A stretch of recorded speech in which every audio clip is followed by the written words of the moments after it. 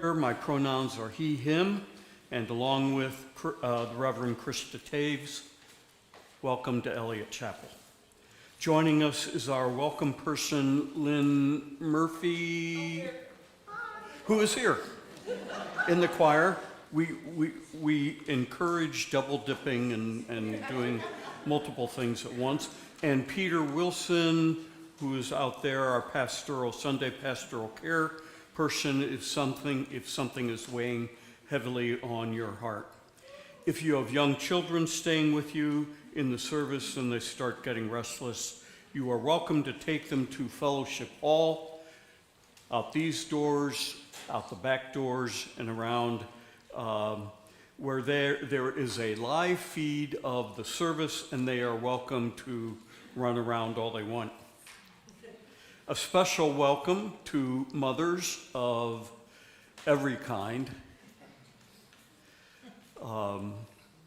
This is your day. I meant to look up once again the origins of Mother's Day, and especially if there was a Unitarian involved in its creation, but I failed to do that.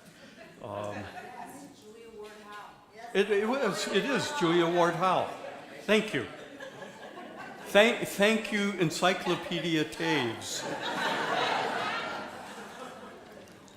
I thought there was a, yes, of course. We claim them all. I invite you to join in our welcome today by responding with, "You are welcome here," at the end of each statement.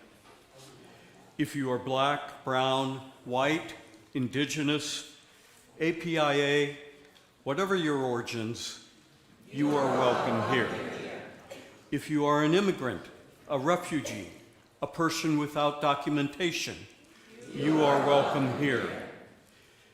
If you believe in God all of the time, some of the time, or none of the time, you are welcome here.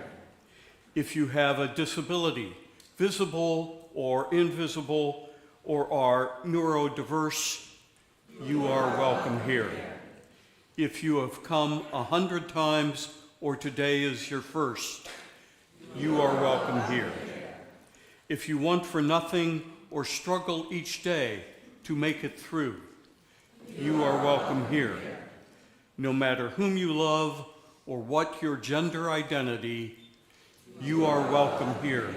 For this is a community of diversity, love, and justice, and it is good to be together. Let us enter into the spirit of worship.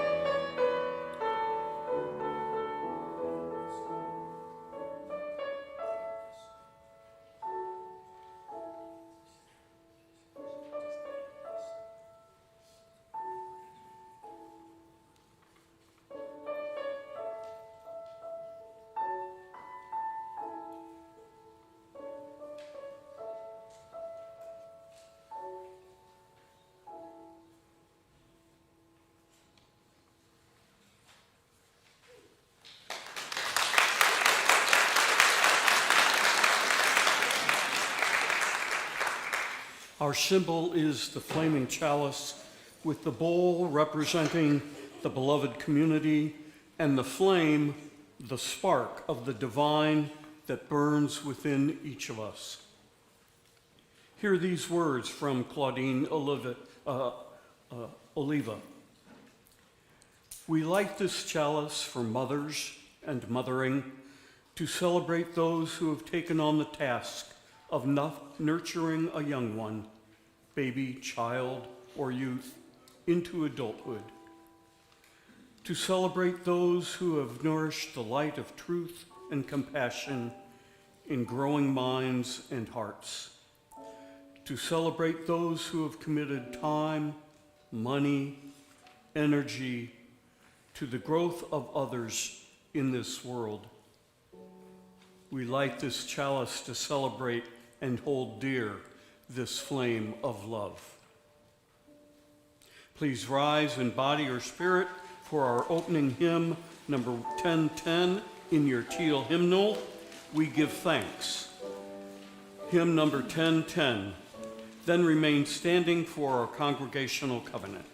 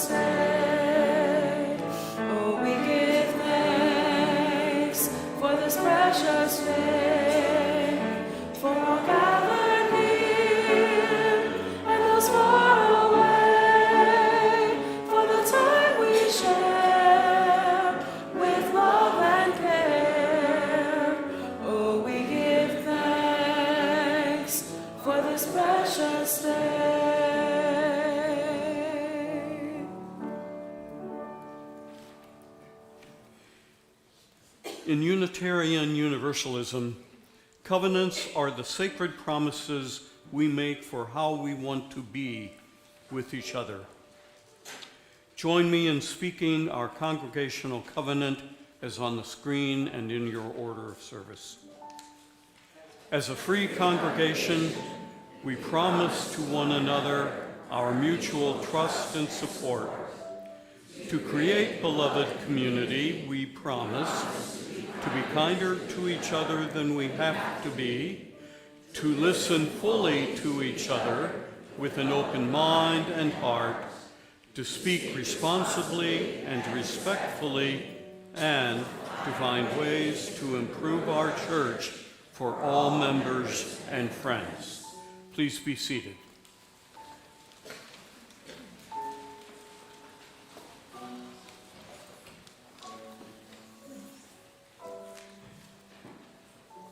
Every week, we share our offertory with a community organization that reflects our values and commitment to service.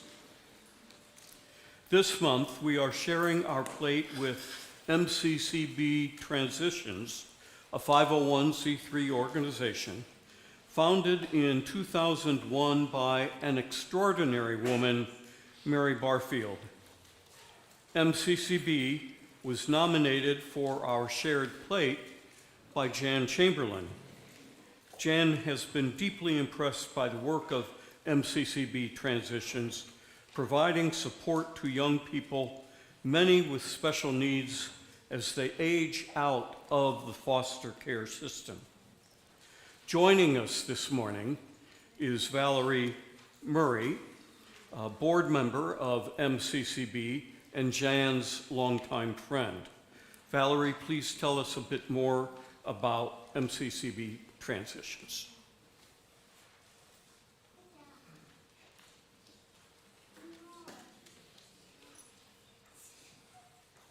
Well, thank you for inviting me here today. I really appreciate this opportunity.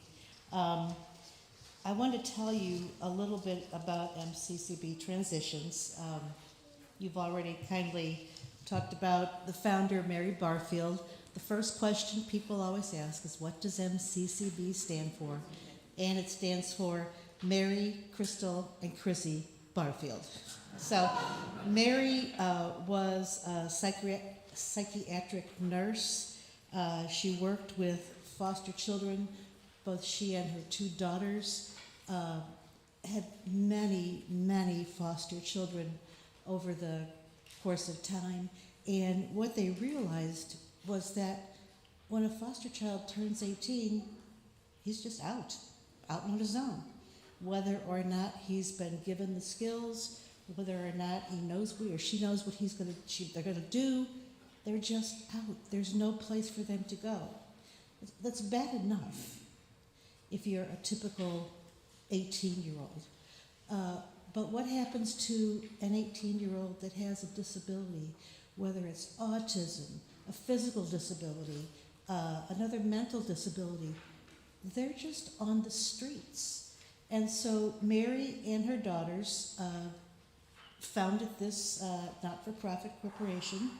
And first they just concentrated on foster children who aged out of the system, who had mental disabilities. And that was going very well. What's happened is that they've begun to expand what they're doing. One of the things they do is they work with Operation Food Search. So every Monday, Chrissy, her mother and her sister Crystal are deceased. Every Monday, Chrissy goes to the food pantry and gathers food for her clients and other foster families in the neighborhood that she knows. And what's a little bit different about their service is that she then delivers the food to the individual person's families. Which, you think about it, a lot of these people don't have cars, and to take a bus to get would be rather cumbersome to go home with big boxes of groceries on a bus. So she delivers. They call, they tell her what they need, she tells them what they have, and then she takes it to them. One of the things that she's hoping to do is to expand her program to help people who are, the term is justice involved, people who've been released from prison, who probably felons, who need help transitioning back into society. And so what they're doing is they're working to set up programs to give housing, support, training to these men. They're working exclusively with men so that they can transition back into society and not have to worry about recidivism. She's very, very passionate about this. She currently has 4 houses in North St. Louis, where she has several people who were foster children and aged out. One of them is in his 40s. He has autism and is mentally impaired, and he's never known another home except with the Barfields. She has another person who periodically goes to live with a sister and then comes back because his sister doesn't provide, the kind of environment that he thrives in. So he's kind of an on and off guy. But so as I said, they are wanting to transition into helping the justice-involved individuals. She feels that this is a real need in North St. Louis. It's one way to combat homelessness, and just to help people get some skills, get a trade, learn those basic life skills you know, how to budget your money, how to take a bus, how to get a transfer, you know, the things that we might just take for granted, but they've never had to do that. You know, many of them have gone right from a foster care environment to prison. They've never had a chance to, you know, to learn the basic skills of life. And so she is, let's see, she's got a vacant lot. The city has a program where if you take care of a vacant lot for a couple of years, you get title to it. She wants to start a community garden, and she is very open and looking for any volunteers who would like to be a part of what she does. Thank you. Thank you, Valerie.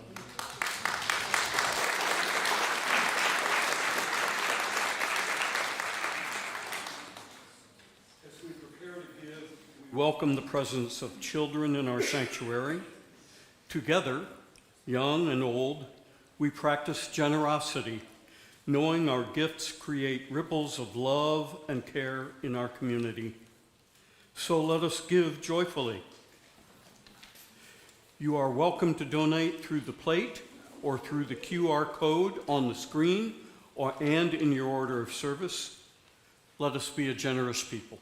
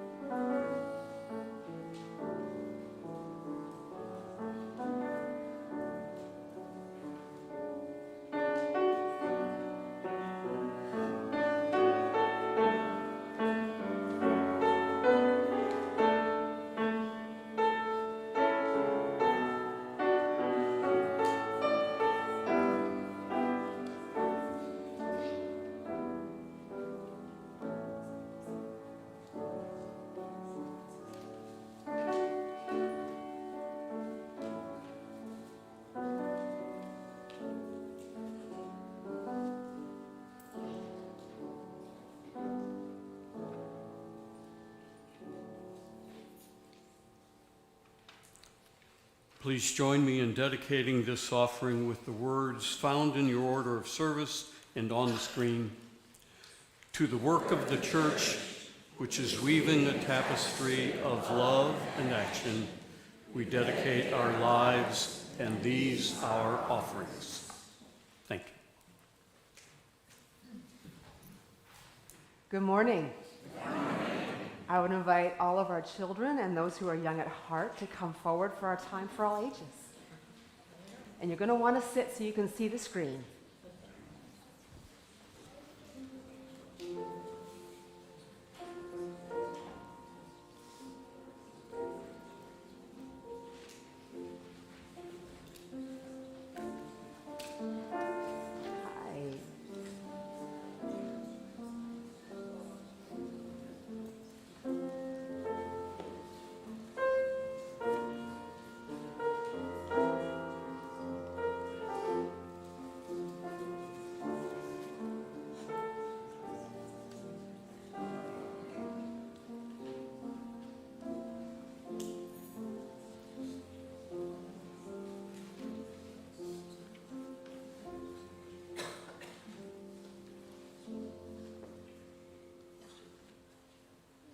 Good morning. Good morning. So today and this whole month, our theme is imagination. So this story is about one girl's imagination and how she makes her imagination reel in the world, and it's called The Most Magnificent Thing, and it's dedicated to all the little perfectionists of the world. The Most Magnificent Thing by Ashley Spires. This is a regular girl and her best friend in the whole wide world. They do all kinds of things together. They race, they eat, they explore, they relax. She makes things, he unmakes things. One day the girl has a wonderful idea. She is going to make the most magnificent thing. She knows just how it will look. She knows just how it will work. All she has to do is make it. And she makes things all the time. Easy peasy. First, she hires an assistant. Next, they gather their supplies. They set up somewhere out of the way and get to work. Does that look out of the way? The girl tinkers and hammers and measures while her assistant pounces and growls and chews. When she is finished, she steps back to admire her work. She walks around one side, her assistant examines the other side. It doesn't look right. Her assistant picks it up and gives it a shake. It doesn't feel right either, and they are shocked to discover that the thing isn't magnificent or good. It isn't even sort of okay. It's all wrong. The girl tosses it aside and gives it another go. She smooths and wrenches and fiddles. Her assistant circles and tugs and wags. And when she is finished, she stands up and takes a long look at it. Her assistant gives it a nudge with his paw. This thing is still wrong. She decides to try again. The girl saws and glues and adjusts. She stands and examines and stares. She twists and tweaks and fastens. She fixes and straightens and studies. She tries all different ways to make it better. She makes it square. She makes it round. She gives it legs. She adds antennae. She makes it fuzzy. She makes it long, short, rough, smooth, big, small. Even one even smells of stinky cheese. But none of them are magnificent. Her hard work attracts a few admirers, but they don't understand. They can't see the magnificent thing she has in her mind. And she gets mad. The angrier she gets, the faster she works. She smashes pieces into shapes. She jams parts together. She pummels the little bits in. Her hands feel too big to work, and her brain is too full of all the not right things. If only one thing would just work. Crunch. Uh-oh, she hurt her finger. The pain starts in her finger. It rushes up to her brain, and then she explodes. It is not her finest moment. I'm no good at this. I quit. Her assistant suggests a walk. It's not much help at first. But before long, she starts to feel different. Bit by bit, the mad gets pushed out of her head. As they stroll along, she comes across the first wrong thing she made. The bad feelings are about to start all over again. Then she notices something surprising. There are some parts of the wrong things that are really quite right. The bolts on one, the shape of another, the wheel-to-seat ratio of the next. There are all sorts of parts she likes. By the time she reaches the end of the trail, she finally knows how to make the thing magnificent. She gets to work. She works carefully and slowly, tinkering, hammering, twisting, fiddling, gluing, painting. Her assistant Make sure there are no distractions. This is the perfect thing to ward off bears, says one man. This will stop the leak, says a woman. This one's all wet, says a child. The afternoon fades into evening. Finally, she finishes. She alerts her assistant. The pair take a good long look. It leans a little to the left, and it's a bit heavier than expected. The color could use a bit of work too, but it's just what she wanted. They climb aboard and take it for a spin. They are not disappointed. It really is the most magnificent thing. The end. Now, let's sing you off to your classes.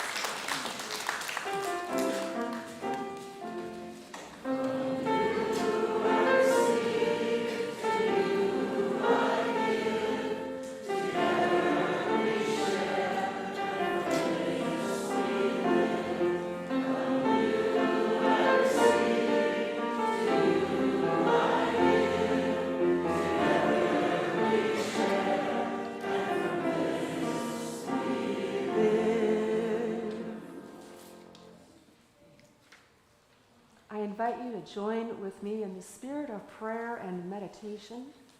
Our meditation this morning is by D. Scott Cooper, We Imagine a Path. And if you're willing and able, let us take just a moment to center ourselves to receive this meditation. Center yourself as you do. Ground yourself as you do. And if you wish, join me for 3 deep breaths.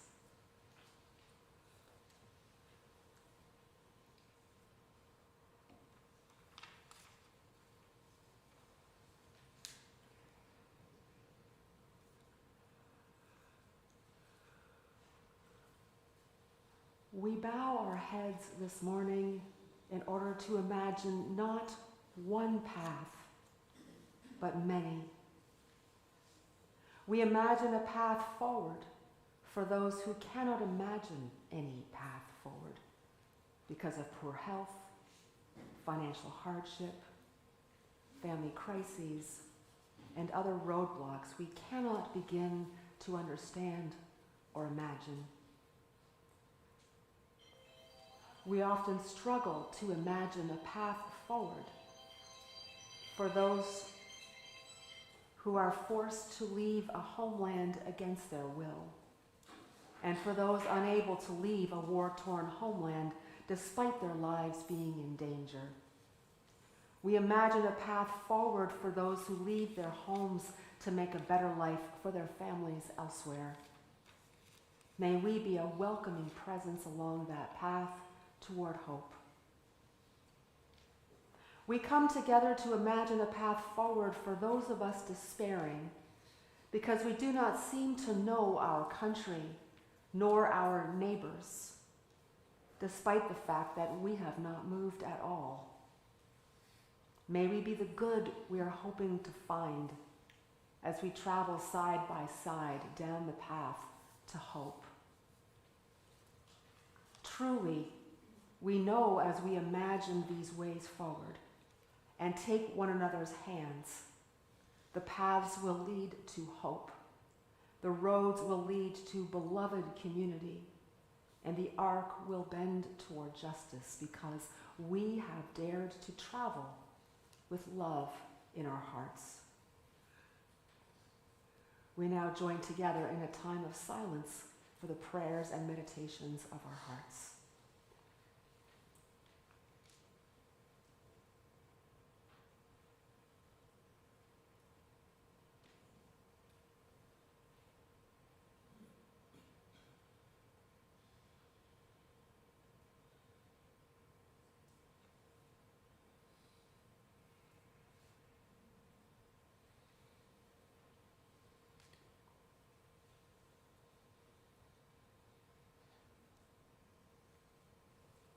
Let us speak the names of those we would hold in our love and care.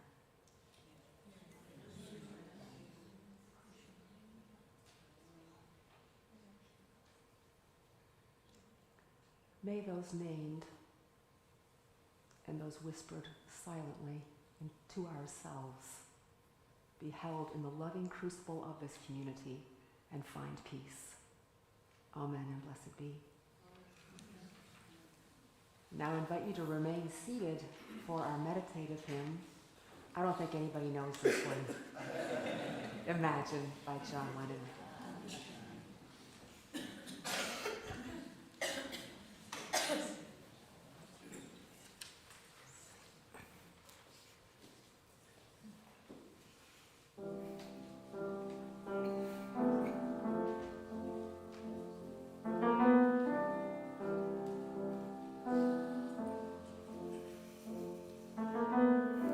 Imagine there's no heaven. It's easy if you try. No hell below us. Above us only sky. Imagine all the people living for today. Imagine there's no countries. It isn't hard to do. Nothing to kill or die for, and no religion too. Imagine all the people living life in peace. You may say I'm a dreamer, but I'm not the only one. I hope someday you'll join us, and the world will be as one. Imagine no possessions. I wonder if you can. No need for greed or hunger. A brotherhood of man. Imagine all the people sharing all the world. You may say I'm a dreamer, but I'm not the only one. I hope someday you'll join us, and the world will live as one.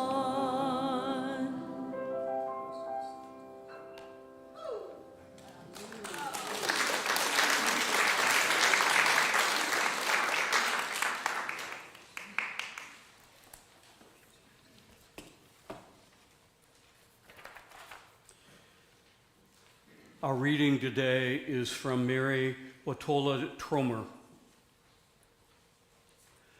There are so many boundaries in me, so many limitations, prisons, places where a line has been drawn, perhaps by another, perhaps by me. The lines say, stop. The lines say, don't be curious. They say, make yourself small, smaller. But imagination is the big pink eraser that rubs out the lines, smears and disappears them. Sometimes it's more like a tear, a small rip in the known that bids me look through the lines as if peeking through the curtain. And sometimes the imagination takes a line and bends it, twists it like a clown with a balloon, until what I thought was a boundary becomes a bird, becomes crown, becomes flower. Or it turns the line perpendicular, so what I thought was a deadline becomes path. I want to listen for the voices beyond the boundaries, want to open to what I cannot yet see. I want to hear the welcome of the horizon and, like a bell calling me home, let it lead me. This ends our reading.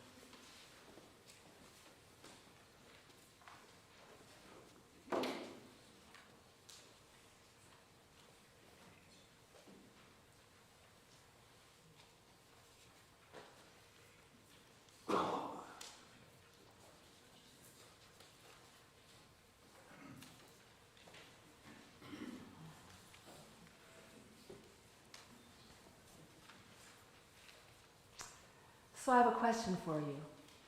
When David played Tracy Chapman's Fast Car this morning, how many of you heard her voice in your mind? It was, without a doubt, a defining song of Generation X. We were all singing it. You got a fast car. I want a ticket to anywhere. Maybe we can make a deal. Maybe together we can get somewhere. Any place is better. Starting from zero, got nothing to lose. Maybe we'll make something. Me, myself, I got nothing to prove. And you'd be driving with the windows open, gun in the car if you felt you could get away with it. And that guitar riff just carried you on. Do do do do do do do do do do do. How did this song touch so many so deeply? It's about a woman who is desperate to have something of the life she imagined for herself, because she doesn't. Let's look at this song through the prism of imagination. She's working at the convenience store, struggling to live, likely homeless, and in a relationship with someone who isn't pulling their weight. She doesn't want the relationship to end. In fact, the whole song is about hoping the relationship doesn't have to end, but it is getting hard. She imagines a life where her partner gets their act together. She wants this so badly she can taste it. And then she sees her partner's car, and it's like, hey, what if we go somewhere new and start fresh? Maybe that'll be what we need, and we'll both get jobs, and we'll finally know what it means to be living. And then she reflects on her past. Her dad was an alcoholic. Her mom tried and tried to make it work, but at some point, she just couldn't take it anymore, and she left, leaving this woman as a girl with her alcoholic father. And when she and her partner first got together, she was sure it would be nothing like her parents' relationship. In this relationship, she felt like she belonged and that she could really be someone, right? And now, despite where she finds herself, she is still hoping that she can be someone in that relationship. Fast forward, and they're in a new city. She gets a job at a food market, makes more money, but still not enough to not be homeless. And the partner hasn't changed at all. And she is trying so hard not to give up the dream of what she has imagined for the two of them. Something has got to break through. And something finally does. She gets a job where she can pay all the bills. Her partner is now drinking just like her dad. They're never there for the kids. So as a mother and as a woman, she begins to imagine a life on her own, where she belongs because of who she is and can be someone because of what she does. And finally, she issues the ultimatum. Either you be a partner worth committing, or you get in that fast car and you drive on out of my life. And that's where the song leaves us. It doesn't tell us how things resolve. We don't know if she actually sends the partner packing or if she can't bring herself to do it and just continues on. But when you let your imagination run, what do you think she does? I bet that most of us want to imagine that she breaks free and no longer needs to fantasize about escaping a bad reality in a fast car. She's created a life that she imagines on her own for herself and for her children.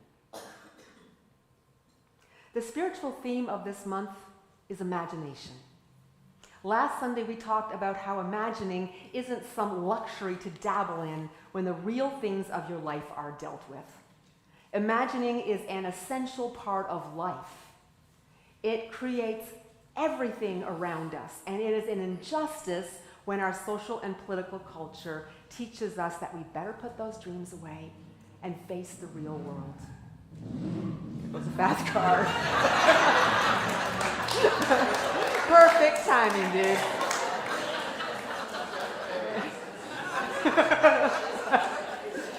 So yeah, imagining is an essential part of life, right?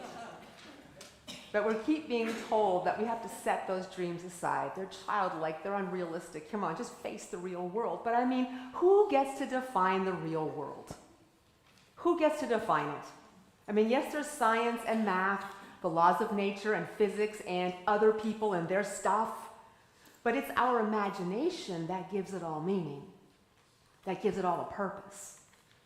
Albert Einstein, even with all of his scientific breakthroughs, said that imagination is more important than knowledge. Today we're talking about claiming our imaginations and unleashing them into the reality we want to live in, where we can realize some version of what we have imagined our lives should be. Do you know why millions of people know the lyrics of Fast Car? When Tracy Chapman wrote it in 1986, she was a little-known singer in Boston just trying to break through. She was also an activist, and one of the issues that captured her heart and imagination was ending South African apartheid, which held minority whites in absolute control and the majority black and mixed-race communities powerless and in poverty. At first, these communities tried to win rights within the system, kind of like Fast Car, where the woman keeps hoping her partner will stop drinking and get a job.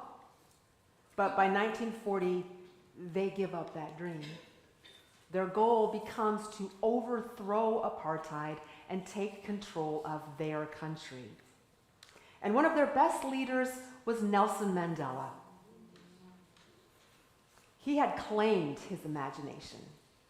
He could imagine freedom so clearly and share that vision so effectively that more and more South Africans were simply unwilling to settle, no matter the cost.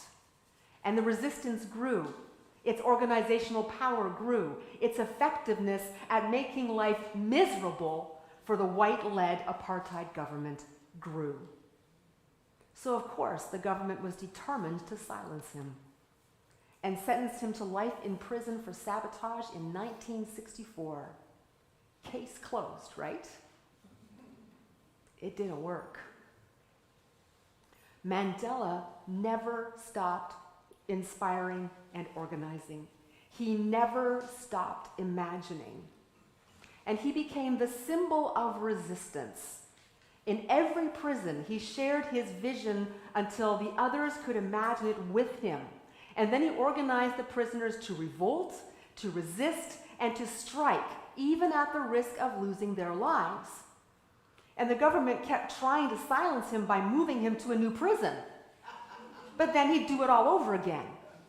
You know, he was in a fast car and wasn't about to let go of the gas. He did this for over 2 decades, and he became like this living legend. And while he asked his freedom, he asked the international community, his people, the international community to lay sanctions against South Africa to settle apart. Don't worry about how we'll suffer, he said to naysayers. We know how to suffer, so don't. So in the 1980s, activists around the world decided to take matters into their own hands and develop a campaign to pressure corporations to opt from America. And Tracy Chapman joined that campaign. How many of us joined that campaign? I was a social studies teacher devoted a whole semester to studying South Africa. Desmond Tutu went on tour and came to Detroit. We went to hear him. We read Nelson Mandela. We studied history and politics and the request for sanctions. And at that time, Canada, where I grew up and where I lived, had not laid any sanctions against South Africa. None. The Royal Mounted Police had even trained South African apartheid police to do their work. So yeah, we were complicit. So my classmates and I decided that we just had to do something. So we started a petition demanding sanctions, and more than half of our school signed it. And then we presented it to our member of parliament, And we wrote letters to the Prime Minister. And in 1986, Canada finally started laying sanctions. They were kind of half-hearted, like many countries' sanctions were, but it got the ball rolling. In 1988, Mandela asked for a concert to celebrate his 70th birthday. But the real goal was to increase awareness of apartheid so that citizens around the world would keep pressuring their governments to lay more sanctions. And Tracy Chapman, because of her devotion to the cause and her beautiful music, was offered a spot on the roster. And she sang Fast Car to an audience of 73,000 in Wembley Stadium and more than 660 million people on television. Her life would never be the same. Now imagine how this song would be heard in the context of the struggle to free South Africa. The woman she sings of yearns for freedom. Freedom to direct her own life, exactly what South Africans were fighting for. She worked so hard to hold on to her dream and not settle, just as Nelson Mandela worked so hard to help his people hold onto the vision of freedom and never settle for less than complete equality and the right of self-determination. Each of them offered their own message about claiming your imagination and seeing it through. You think that Tracy Chapman song has something to offer us today? We're in a dangerous time. We have leaders who break the law, violate the Constitution, ignore judicial rulings, and intimidate the judges. They're destabilizing the economy, targeting universities, imposing massive cuts to health, education, Social Security, Medicare, Medicaid, Head Start, medical research, the VA, national parks, the IRS, and what have I missed? Right? They're attempting to erase Black and LGBTQ history, and therefore erase us. People are being detained and deported without due process. International partnerships are being destroyed. Any stated desire for a two-state solution in the Middle East is deemed anti-Semitic. Environmental protections are being shredded. First Amendment rights are being trampled, and the institutions that should hold them accountable, the House and the Senate, are doing what? Nothing. Who wants to get in a fast car and drive the hell out of here? It is very disheartening and very frightening. But you know, we are not the first country to face this. It's not even the first time our country has experienced this.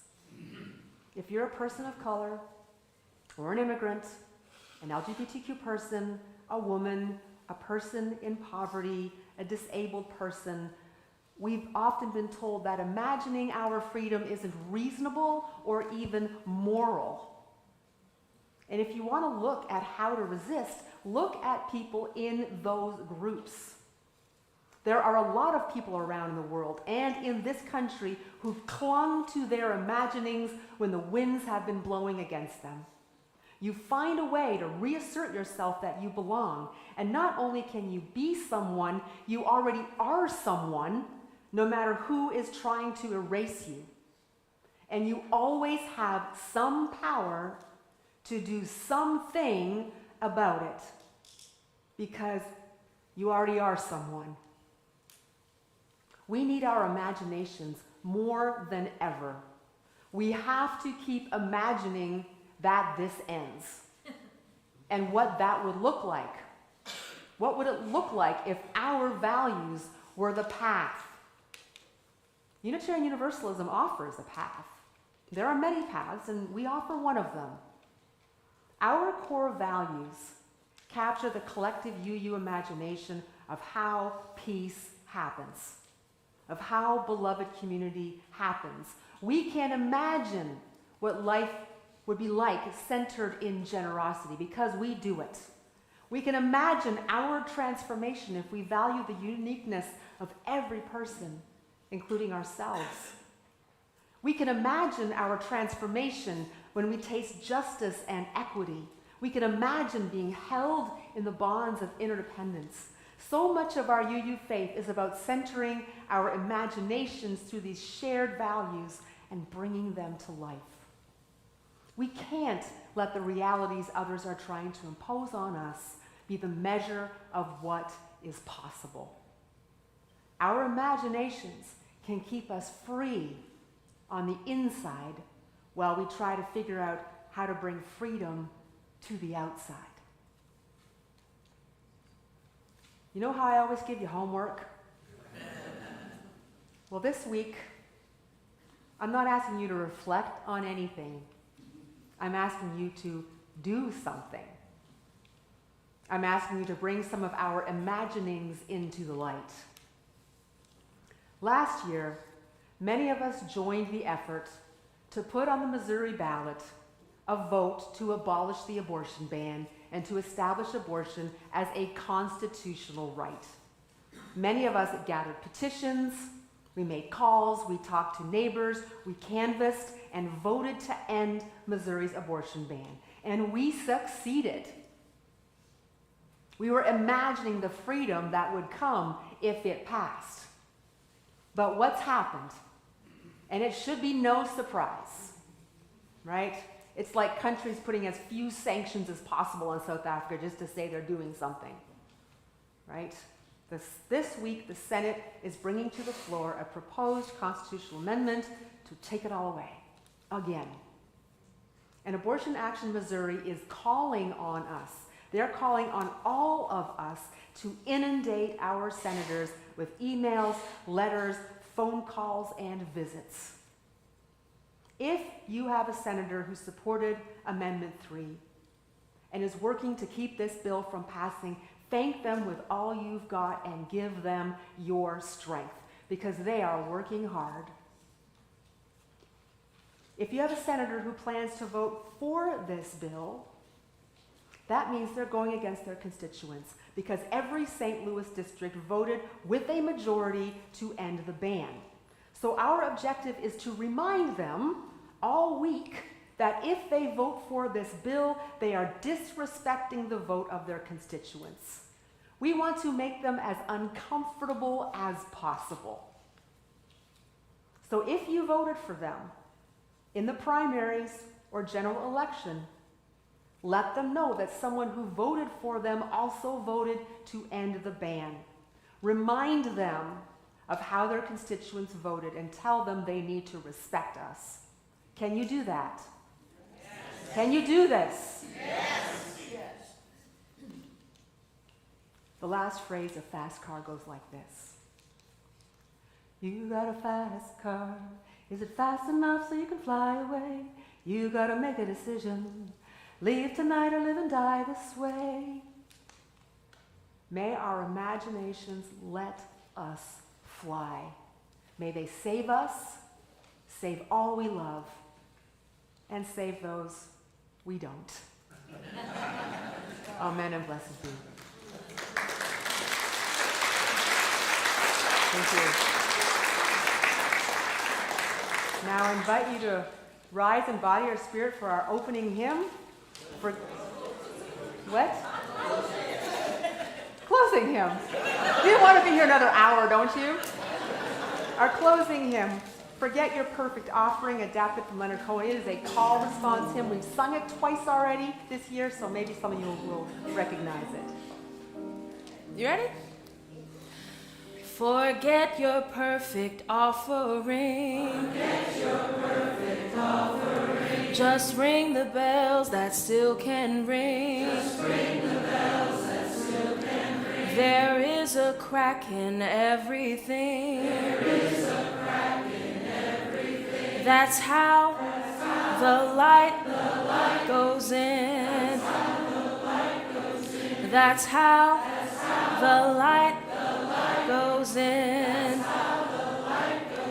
And now I'd like to do a clap on 2 and 4. Let me remind you. Forget your perfect offering. Right? Make sense? All right. 1, 2, ready, and forget your perfect offering. It's still call and response.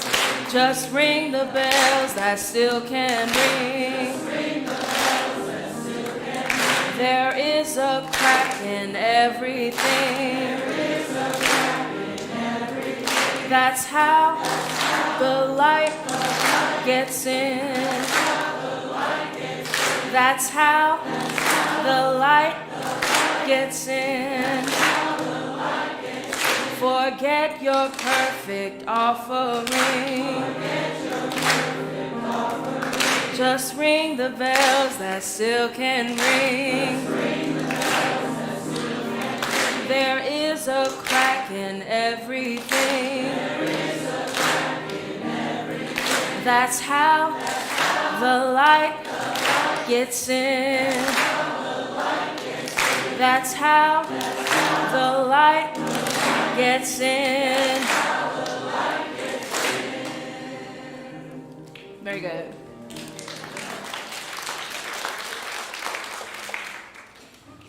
If you are visiting today, thank you. Please join us for coffee hour in Adams Hall, Fellowship Hall. Take a blue cup so we'll be sure to welcome you. And if you are a member or friend, look for the blue cups and be sure to personally welcome our guests. There are guests forms on your way out, either doorway, and at the QR code on the screen or in your order of service, so you can stay on touch. And our online coffee hour today is at 1:30. Let us extinguish our chalice and share our benediction. We extinguish this chalice, but not the light of truth, the warmth of community, or the fire of commitment. These we carry in our hearts until we are together again.